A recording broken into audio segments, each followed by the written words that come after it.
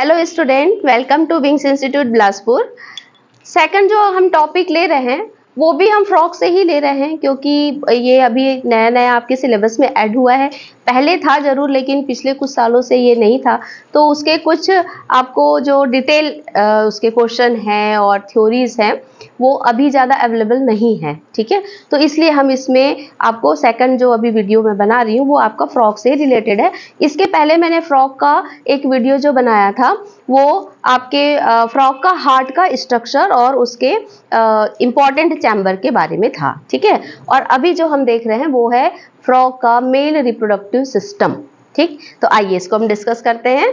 तो ये जो है आपने देखा होगा कि मैंने फिगर लिखा है कि यूरिनोजेनाइटल सिस्टम ऑफ फ्रॉग।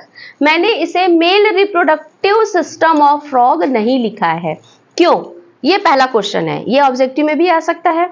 ये क्वेश्चन जो है इसका मतलब ये है, urino means urine, genital means reproductive.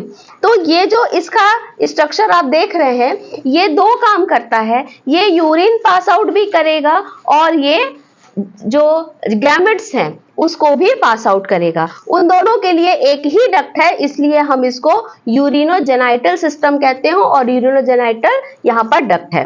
तो आइए हम इसी को भी डिस्कस करें स्ट्रक्चर को। तो हम इसमें देखते हैं कि जो फ्रॉग है उसमें फर्टिलाइजेशन जो है वो एक्सटर्नल होता है ना, आप सब जानते हैं। तो इसमें जो मेल रिप्रोडक्टिव ऑर्गन है इसमें वन पेयर टेस्टिस होगा। ठीक है, और वन पेयर टेस्टिस है कहां पर है? किडनी के साथ ये लगा हुआ है। ये क्या है? ये है इसका किडनी। ठीक है, और टेस्टिस जो है ये किडनी के साथ एक मेम्ब्रेनस टिश्यू से अटैच होता है जिसको हम कहते हैं मेसोर्चियम। टेस्टिस के जस्ट ऊपर इसमें क्या पाई जाती है? फैट बॉडीज पाई जाती है। और आप सभी जानते हैं कि जो एम्फीबियंस है ये कोल्ड ब्लडेड एनिमल होते हैं और ये एस्टिवेशन और हाइबरनेशन शो करते हैं।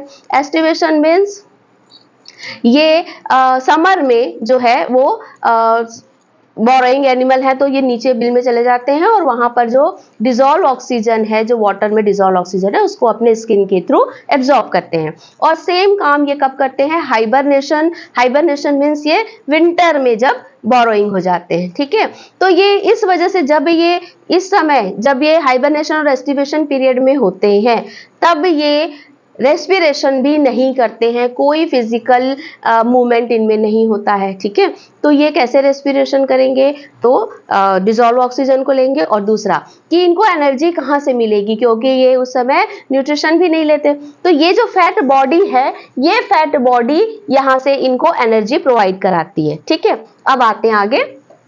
टेस्टिस जो है ये मेसोर्चियम के द्वारा किडनी से अटैच होता है और ये जो टेस्टिस जो है यहाँ पर से ये इसमें जो गैमेट्स बन रहे हैं ये गैमेट्स वासा इफ्रेंशिया जो होती है इसके द्वारा ये आगे पास आउट होती है।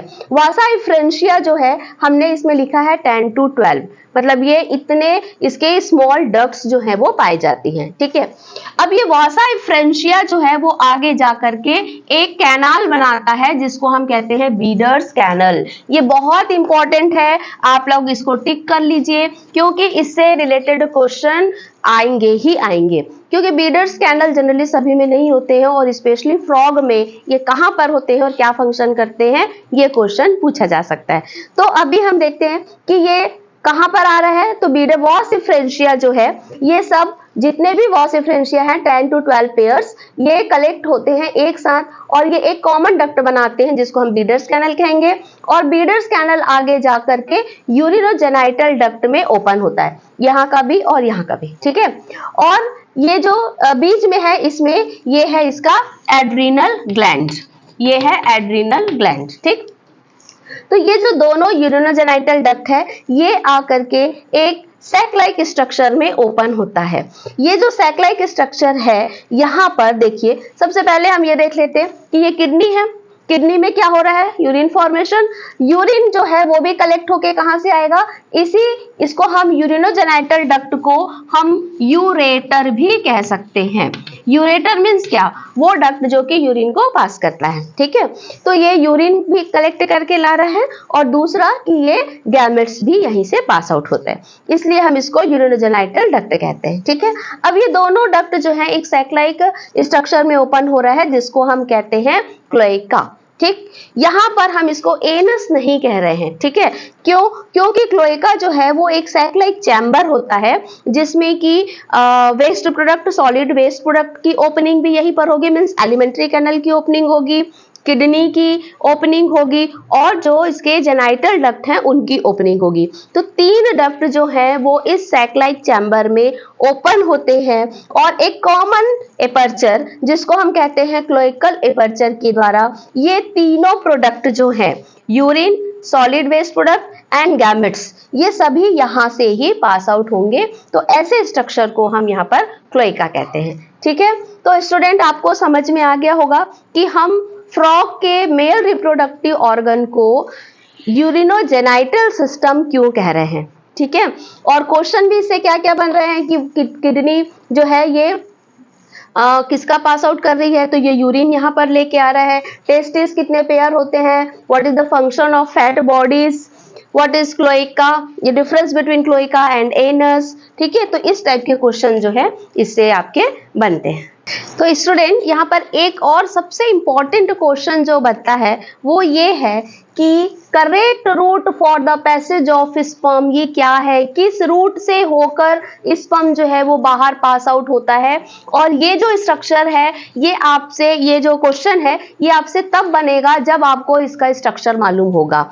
तो स्टूडेंट, मेरी रिक्वेस्ट है आपसे कि जब आप फिजियोलॉजी पढ़ते हैं, डायग्रामेटिक क्वेश्चन है, तो डायग्राम को बार बार बनाने की प्रैक्टिस करेंगे।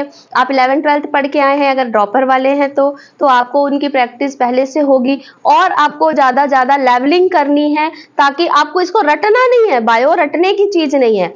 आप इसको, डायग्राम आपको पता है, उसके लेवलिंग पता है, तो आप इसको रूट जो है वो उसके क्वेश्चन आप अपने आप बना सकते हैं, ठीक है।